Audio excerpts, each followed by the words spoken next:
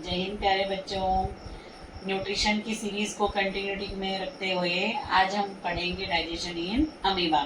इसके पहले के वीडियो में हमने ऑटोट्रॉफिक न्यूट्रिशन और हेटरोट्रॉफिक न्यूट्रिशन के बारे में पढ़ चुके हैं। अब कभी कोई बच्चा इस वीडियो को फर्स्ट टाइम देख रहा है तो उन वीडियोस की लिंक मैं डिस्क्रिप्शन में डाल दूंगी, तो वहाँ से आप उन वीडियो को कम्प्लीटली देख करके स्टडी कर सकते हैं। आज हमको पढ़ना है डाइजेशन इन अमीबा। तो पहले तो हम डाइजेशन की जनरल स्टेप के बारे में डिस्कस करते हैं कि कोई भी ऑर्गेनिज्म है तो डाइजेशन की कितनी स्टेप होती है। तो किसी भी ऑर्गेनिज्म की बात करेंगे तो डाइजेशन की कितनी स्टेप होती है, 5 स्टेप होती है। सबसे फर्स्ट स्टेप होता है इंजेशन। इंजेशन मतलब क्या, इन का मतलब होता है अंदर, तो इन मतलब क्या है, तो इंजेशन में खाना हम कहाँ लेते हैं, बॉडी के अंदर। तो कोई भी ऑर्गेनिज्म खाना जब बॉडी के अंदर लेता है तो उसी प्रोसेस को हम क्या बोलते हैं, इंजेशन। क्या बोलेंगे, इंजेशन। फिर इसमें हम देखें कभी खाना बॉडी के अंदर चला गया ऑर्गेनिज्म की, तो अब वो जो खाना उसने लिया है वो रहता है कॉम्प्लेक्स मटेरियल। लास्ट वीडियो में हमने डिस्कस किया है कि होलोजोइक ऑर्गेनिज्म जो होते हैं वो कॉम्प्लेक्स मटेरियल लेते हैं। तो ऐसे ही यहाँ पर अमीबा में भी या कोई भी हायर सेलुलर एनिमल या हायर लेवल ऑर्गेनिज्म होते हैं, उनके अंदर हम देखें कभी तो वो क्या लेते हैं, कॉम्प्लेक्स मटेरियल लेते हैं और वो कॉम्प्लेक्स को कन्वर्ट करते हैं सिंपल में। तो कॉम्प्लेक्स मटेरियल जब सिंपल मटेरियल में कन्वर्ट होता है तो इसी प्रोसेस को हम बोलते हैं डाइजेशन। क्या बोलेंगे, डाइजेशन। अब खाने का डाइजेशन हो गया, तो जितनी भी काम की चीज़ें होती है, जो भी डाइजेस्टेड फूड है, अब उसका कोई भी ऑर्गेनिज्म क्या करेगा, एब्जॉर्ब करेगा। तो डाइजेस्टेड फूड को एब्जॉर्ब करना, उसी को हम बोलते हैं absorption. Absorption of digested food. अब फूड को जो भी फूड डाइजेस्ट हुआ उसका एब्जॉर्प्शन किया। तो अब मान लो कोई यूनिसेलुलर है तो एक पर्टिकुलर प्लेस पे सेल में एब्जॉर्प्शन हुआ, उस प्लेस से उसको पूरी सेल में डाइजेस्टेड फूड को भेजना होता है। या मल्टी सेलुलर भी है तो मल्टी सेलुलर जैसे ह्यूमन बीइंग, तो स्मॉल इंटेस्टाइन में एब्जॉर्प्शन हुआ, उस स्मॉल इंटेस्टाइन से पूरी बॉडी में डाइजेस्टेड खाना जाता है। तो जब ऑल बॉडी पार्ट्स में या ऑल ओवर द सेल में खाने को ट्रांसपोर्ट करेंगे तो उसको बोलेंगे एसिमिलेशन। क्या बोलेंगे, assimilation. Transport of digested food all over the cell और ऑल बॉडी पार्ट्स। तो पूरी सेल में, यूनिसेलुलर पूरी सेल में भेजेगा, मल्टी सेलुलर पूरी बॉडी में भेजेगा, तो उसी को हम बोलते हैं एसिमिलेशन। अब पूरी बॉडी में खाना चला गया, अब कुछ जो मटेरियल रहता है वो अनडाइजेस्टेड भी रह जाता है, जिसको हम बोल सकते हैं कि वेस्ट या एक्सक्रीटरी मटेरियल। तो जो सॉलिड वेस्ट है उसको बॉडी के बाहर निकालना पड़ता है। तो जब सॉलिड वेस्ट को बॉडी के बाहर रिमूव करते हैं, removal of waste is called egestion. कि जो भी सॉलिड वेस्ट जनरेट हुआ आफ्टर डाइजेशन, उस वेस्ट को बॉडी के बाहर निकालने की process, removal of waste, is called egestion. तो चाहे वो यूनिसेलुलर हो चाहे वो मल्टी सेलुलर, कभी ऑर्गेनिज्म होलोजोइक है, होलोजोइक मतलब वो कॉम्प्लेक्स फूड लेता है और सिंपल में बदलता है, तो उसमें ये 5 स्टेप कंपलसरी होती है। कि सबसे पहले वो खाना माउथ के या बॉडी के अंदर लेता है, उस खाने को कॉम्प्लेक्स से सिंपल में कन्वर्ट करता है, काम की चीज़ों को वो एब्जॉर्ब कर लेता है, फिर उसके बाद में पूरे बॉडी में डाइजेस्टेड फूड को भेजता है और वेस्ट को बॉडी के बाहर निकालता है। तो ये 5 स्टेप होती है, ingestion, digestion, absorption, assimilation and egestion.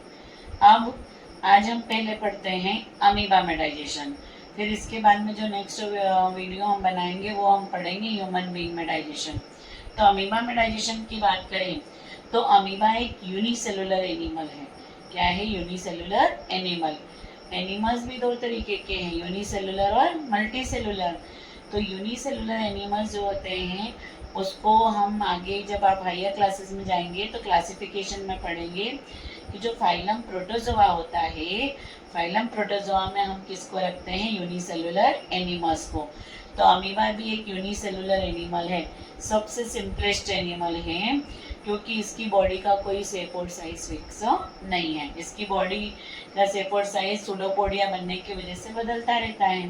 तो ये एक यूनिसेलुलर एनिमल है, पर ये लेता कॉम्प्लेक्स फूड है और कॉम्प्लेक्स को सिंपल में बदलता है।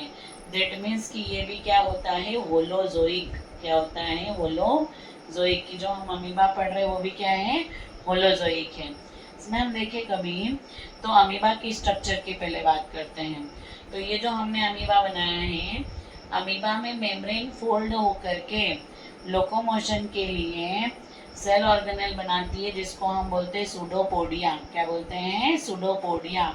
सूडो का मतलब होता है फॉल्स, तो मतलब ये जो पोडिया पेड़ जैसे स्ट्रक्चर बने हैं जो इसके लोकोमोशन के काम में आ रहे हैं, ये रियल नहीं है, ये फॉल्स है, इसीलिए इसको हमने बोल दिया सूडोपोडिया। तो सूडोपोडिया है ये। कोई भी सेल है तो सेल का ब्रेन ऑफ द सेल क्या है, न्यूक्लियस। तो ये हमने न्यूक्लियस बना दिया है। सेल के फ्लूइड को हम क्या बोलते हैं, साइटोप्लाज्म। ये साइटोप्लाज्म बन गया।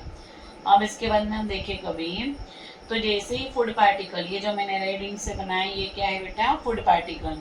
जैसे ही फूड पार्टिकल अमीबा के सामने आता है तो ये अपने सूडोपोडिया को फोल्ड करता है कि ये सूडोपोडिया को इसने क्या कर लिया, फोल्ड कर लिया। और सूडोपोडिया को फोल्ड करके फूड पार्टिकल को कहाँ लेने की कोशिश करेगा, सेल के अंदर।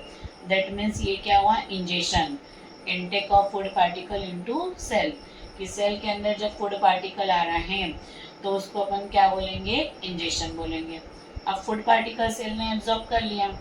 अब से ये फूड है कॉम्प्लेक्स, क्या है, कॉम्प्लेक्स। हमने लिखा ही है कि कॉम्प्लेक्स लिया उसको किस में बदलता है, सिंपल, इसीलिए ये है होलोजोइक। तो कॉम्प्लेक्स, अब जैसे ये फूड कॉम्प्लेक्स है, फूड सूडोपोडिया के थ्रू इनगल्फ करके बॉडी के अंदर गया, तो अब इसके आसपास बनती है विक्यूल। क्या बनती है बेटा, विक्यूल। तो विक्यूल, ये विक्यूल फूड के डाइजेशन के लिए बनी है, इसीलिए इसका नाम रख दिया गया है फूड वैक्यूल। फूड वैक्यूल क्या करती है, तो फूड का डाइजेशन। इसमें कुछ एंजाइम्स होते हैं जो क्या करते हैं, फूड का डाइजेशन करते हैं। तो फूड वैक्यूल में डाइजेशन हुआ। अब जैसे ही मटेरियल डाइजेशन हुआ, लिक्विफाई होने लगेगा, धीरे धीरे ब्रेक डाउन हुआ। अब जैसे ही कंप्लीट डाइजेशन हुआ तो अब ये यूनिसेलुलर है, तो इसमें अलग से कोई ऑर्गन तो बन नहीं सकता है कि सेल है, तो इसमें डिफ्यूजन के थ्रू ही धीरे धीरे फूड का एब्जॉर्प्शन होने लगेगा। कि जो डाइजेस्टेड मटेरियल है धीरे धीरे वो क्या होने लग गया, एब्जॉर्प्शन। ये हमने रेड कलर से हाईलाइट किया है कि धीरे धीरे फूड का क्या हो रहा है, एब्जॉर्प्शन हो रहा है।